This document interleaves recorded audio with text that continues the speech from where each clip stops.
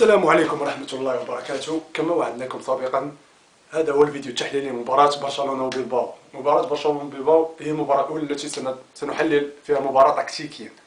كل هذا سيكون عبر 4 محاور. المحور الأول: كيف استطاع بيلباو هزيمة برشلونة أو الحد من خطورته، وفعل كما فعل ألافيس، مان سيتي، سيلتا فيغو والعديد من الخصوم، حتى ريال مدريد في الشوط الأول. المحور الثاني هو خط الوسط. خط الوسط يعاني من مشكلة كبيرة، لا من حيث بداية الهجمة وكذلك من حيث قطع الهجمة في النصف الآخر من ملعب البارسا. المحور الثالث هو مشكلة جوردي ألبا. جوردي ألبا ظهير في مستوى كبير، ولكن أخطاؤه أصبحت كثيرة وتتكرر منذ موسم، وأتمنى منكم أن تعودوا إلى البوست الذي كان قبل هذا وسترون خطأ جوردي ألبا كبير. المحور الرابع والأخير هي تبديلات لويس إنريكي الغير مفهومة بتاتا. في وقت كان يجب أن يقوم بتبديل لم يقم. كل هذا سترونه في فيديو قادم. أنا برشلوني، ولكن أميل شيئا ما إلى يوفنتوس. إلى اللقاء. سنبدأ بأول شيء، ألا وهو كيفية إيقاف برشلونة. أولا قبل كل شيء يجب أن نتفق على شيء واحد: هذا الموسم الفريق يعاني أمام الفرق التي تضغط عاليا. أمام بيلباو لعبنا أمامها في الذهاب وعانينا من نفس الشيء. بيلباو تضغط ولويس إنريكي لا يستطيع إيجاد الحلول. لا أعرف لماذا طريقة إخراج الكرة هي بنفس الطريقة. حتى أمام مان سيتي لعبنا شوط أول جيد جدا، ولكن في الشوط الثاني عندما لم نستطع إخراج الكرة بالشكل المطلوب وقعنا في الفخ. شيء واحد اتفق عليه جميع مدربي العالم من إيقاف برشلونة: عزل الفريق يلعب بثلاث خطوط: خط الدفاع، الوسط، الهجوم. الهجوم هو أعلى جودة من بقية الخطوط في الفريق، وهذا شيء نتفق عليه. خط الوسط والدفاع يتم عزلهم عن ثلاثي الهجوم الMSN، وهذا شيء خطير جدا. حتى تير شتيغن عندما تصل الكرة فهو لا يستطيع إيجاد حلول للتمرير لبيكي أو أومتيتي أو ماسكيرانو. اوتوماتيكيا يتم توزيع الكرة للثلاثي الهجومي، والثلاثي الهجومي عندما يكون منعزلا ومضغوط عليه بشكل فردي مان تو مان فهو يقع في الفخ ولا يستطيع إيجاد الحلول. لويس إنريكي تقريبا لموسم كامل لم يستطع إيجاد حل لهذا المشكل، وأنا صراحة لا أعرف لماذا، وأنا قد أعذره نسبيا. لماذا؟ نظرا لمستوى السيء لخط الوسط الذي سننتقل إليه في تحليل المحور الثاني. خط الوسط لا يساعد بتاتا على بدء الهجمة وإنهائها. الفريق يتكل كليا على ميسي هو الذي يعود إلى الخلف. عندما يعجز الفريق عن إخراج كرة ميسي يعود يخرج الكرة بالتمرير لنيمار أو ألبا أو حتى لسيرجيو روبرتو. فإذا لم يكن الخصم يضغط في منتصف ملعب الفريق فهو يلعب في النصف الثاني من الملعب. وكما رأينا يوم أمس عندما كان بيلباو يلعب بتسع لاعبين، ميسي لا يستطيع الفريق حتى أن يجد حلا عبر ممرات الأجنحة والأطراف، فهو يتكل كليا على العمق بالتمرير لميسي لكي يجد الحل عن طريق سواريز أو نيمار من العمق، وهذا شيء مستحيل. ذكرتني مباراة أمس بمباريات برشلونة ضد تشيلسي والإنتر في عهد غوارديولا، عندما كان الفريق يلعب بشكل عرضي إلى أن تنتهي المباراة، وأقصينا في العديد من نصف النهائيات عندما كنا نحن الأفضل ولكن لم نجد الحلول. وها هو نفس الشيء يتكرر ضد 9 لاعبين. أنا لا أطالب إنريكي بشيء خيالي، لأنني أعتقد أنه هو المدرب المناسب في هذه الظرفية في هذه اللحظة. لا يوجد مدرب أفضل من إنريكي حاليا. إنريكي يفيد الفريق الآن، مستقبلا لا أعرف، سننتظر نهاية الموسم لنحدد ذلك. المحور الثاني كذلك تحدثنا عليه بخصوص خط الوسط. خط الوسط مستوى راكيتيتش لا أعرف ماذا يحدث لراكي، مستوى ضعيف جدا. ربما هو في الناحية الدفاعية بالتغطية لسيرجيو روبرتو يفيد جدا، أما من الناحية الهجومية فهو لاعب ديناميكي. تحس أن راكيتيتش يلعب على الطرف ينتظر عرضية أو الدخول أحيانا للعمق للعب على رأسيات. إنيستا لوحده لا يستطيع. تحدثت على ذلك في موضوع سابق في الصفحة، قلت أن عودة إنيستا لن تحل المشكل.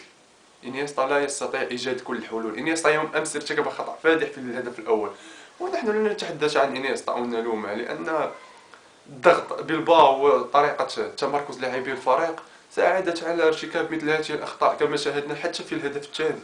الهدف الثاني لجوردي ألبا، وهنا سنتحدث عن المحور الثالث لجوردي ألبا الذي ارتكب خطأ كارثي، خطأ مر عليه حوالي سنة. ضد أتلتيكو مدريد. سترون الصور في الصفحة، نشرت ذلك يوم أمس وتحدثت عنه. قلت أن نفس خطأ انيستا يمرر لألبا، ألبا لا يستطيع حتى. أسوأ شيء أن يتم إخراج كرة للتماس يمررها بشكل طولي لنصف الملعب. الموسم الماضي أمام بيلباو صاو نيغيز مررها لغريزمان وتم تسجيل هدف. هذا الموسم نفس الشيء، أدوريز يمرر لها لإناكي ويليامز ويسجل الهدف. هذه أخطاء لا يجب أن ترتكب، هذه أخطاء ممنوعة بتاتا في مثل هذه المستويات، لأنها لا تقبل بتاتا، خصوصا من ناحية التمرير. بارسا يلعب بشكل عرضي في إخراج الكرة لا بشكل طولي. عندما تريد إخراج الكرة حاول ما أمكن أن تمررها على الزميل أو للتماس لكي تتفادى هذه الأمور، لا بشكل طولي بشكل عبثي. تلقينا عن إثره هدفين أو الهدف الثاني.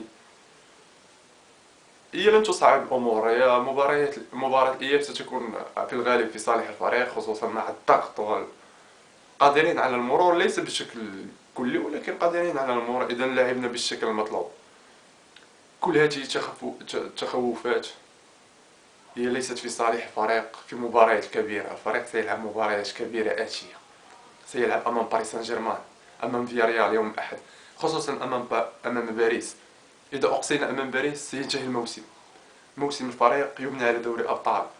ريال مدريد موسمه يبنى على دوري أبطال، عندما مر الموسم الماضي أمام روما وفولسبورغ ومان سيتي. موسم الريال كان يبدو أفضل من البارسا، ولو أن البارسا هو الذي أحرز الليغا والكأس، ولكن الريال هو الذي كنا نرى أن موسمه كان رائعا، وهو في الألقاب لم يكن أكثر من البارسا، ولكن موسمه كان نظرا لقيمة الألقاب. وموسم البارسا يقارن بدوري الأبطال، لأن تاريخ الفريق الحديث في ظل تواجد هذه اللاعبين يجب أن يبنى على دوري الأبطال وليس على الليغا. الليغا هي تبقى بالنسبة لي هي ثاني لقب بعد دوري الأبطال. نحن سنواجه باريس سان جيرمان، ومثل هذه الأخطاء ستؤدي بنا إلى كارثة. كما قال مذيع بين سبور الأرجنتيني عمر دا فونسيكا، قال أن مباراة بلباو يوم أمس كانت درس مفيد لأوناي إيمري كي يبني فريق يواجه به البارسا في شهر فبراير. لويز إنريكي يلعب بظهر مكشوف أمام جميع الفرق، وهذا ليس في صالحنا. المحور الرابع والأخير هي تبديلات لويز إنريكي. تبديلات لويز إنريكي الغير مفهومة، تبديلات لويز إنريكي التي تخلى عنها الموسم الماضي في مباراة فالنسيا التي انهزمنا فيها بهدفين مقابل هدف، وحتى في مباراة الذهاب أمام فالنسيا التي تعادلنا فيها، التي سجل فيها سواريز وكان في ثنائي ضد عبد النور. لا تبديلات، المباراة خرجت بصفر تبديل. يوم أمس بلباو طرد ثاني لاعب من في الدقيقة 78. منطقيا حتى في البلاي ستيشن لو كنا نلعب كنا سنقوم بإدخال لاعبين والضغط على الخصم، لاعبين 9 لاعبين ضد 11 لاعب، ولكن لم يقم بأي تبديل حتى الدقيقة 86. صراحة لم أفهم هذا التبديل بتاتا. حاولت ما أمكن أن أجد حل ولكن لم أستطع. باكو الكاسير هذا موضوع آخر بإمكاننا التطرق إليه إن قررتم ذلك. دخول لاعب في تلك الأجواء وبنفس تلك الطريقة التي هاجم بها الفريق اتخذ يوم أمس شكل هجومي لا يليق بتاتا. لم يكن يجب أن نلعب بتلك الطريقة. تلك الطريقة سمحت لبيلباو بتسجيل هدفين. لو أننا قررنا اللعب بشكل آخر لما وصلنا إلى ذلك المستوى. الفريق يجب أن يبحث على نقاط قوة أخرى، ليس فقط في اللعب العرضي وفتح الملعب عن طريق الأطراف والاعتماد الكلي على مهارات الثلاثي الهجومي، وكذلك تمريرات انيستا البينية في العمق أو عبر الأطراف. الفريق يجب أن يبحث عن حلول عن طريق الركنيات. الفريق إذا أتته ركنية فهو كأن شيئا لم يكن. نشاهد مثلا ريال مدريد فريق عرضي، فريق يلعب بعرضيات، عرضياته كلها خطيرة، ركنياته كلها خطيرة في ظل غياب حتى اللاعبين الأساسيين. أنا هنا لا أمجد ريال مدريد أو أقول أنه خصم لا يلعب كرة القدم في مستوى آخر. عيوب ريال مدريد كثيرة، ولكن النتائج تغطي. عندما تكون النتائج فلا أحد يستطيع الحديث عن أداء سيء. هكذا كنا مع لويس إنريكي في النصف الأول من الموسم الماضي. كانت هنالك العديد من الأخطاء، ولكن الفريق كان ينتصر. الفريق لم ينهزم في 39 مباراة كما هو الشأن للريال الآن، ولكن عندما سقط الفريق سقط كل شيء. العيوب ظهرت والعيوب لم تصلح لحد الساعة. اظن ان انريكي يشتغل على هذه الامور، ولكن مستوى اللاعبين هو الاخر لا يساعد. بعض اللاعبين الركائز التي كنا نعول عليها لم تعد تسمح بتحسين مردود الفريق الجماعي. الان نحن بصدد الدخول في النصف الثاني من الموسم، الوضع يبدو صعب، ولكن دائما الثقة في الفريق لا يجب أن تنقطع إلى آخر مولى. لحد الساعة أنا يوم أمس شعرت لوهلة أنني بدأت أفقد الثقة في لويس إنريكي، لأن الطريقة التي لعب بها البارسا الأمس هي امتداد، كما أقول دائما هي خيط ناظم لما يحدث دائما. ولكن مع ذلك سنستمر في دعم الفريق، كذلك في لويس إنريكي، لأن لا شيء قد خسر الآن، أو لا شيء قد فقدناه الآن. يعني نحن الآن في شهر يناير، لا شيء قد لعب، ما زالت هنالك مباريات دوري الأبطال، الكأس ما زلنا نحن المرشحين للفوز به لأننا الأبطال، ولكن المردود لحد الساعة متواضع، ويجب أن نقف عن هذا الأمر ونتقبله. حتى إذا أتت السقطة لا يجب أن نتفاجأ. هزيمة الأمس وألافيس والسيتي وسيلطا والمستوى السيء أمام السوسيداد، كل هذه الأمور لا يجب أن تفاجئنا، لأن الفريق لعب بشكل سيء منذ بداية الموسم، أو متواضع ليس سيء. لأن الأفكار إذا أتت فهي تأتي لإيجاد الحلول، وليس لأن تضع الفريق في نفس الشكل. الفريق يلعب بنفس الشكل، لا حلول لا أفكار، ولكن بعد ذلك نحن نأمل الخير. وهنا نأتي إلى آخر هذا الفيديو أو آخر هذا التحليل.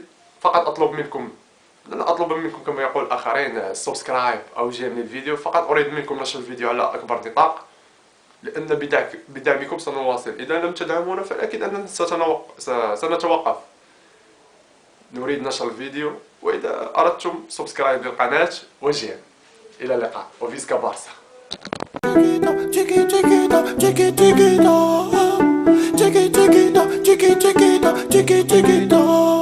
Elle a le regard qui tue, qui tord, cheveux longs.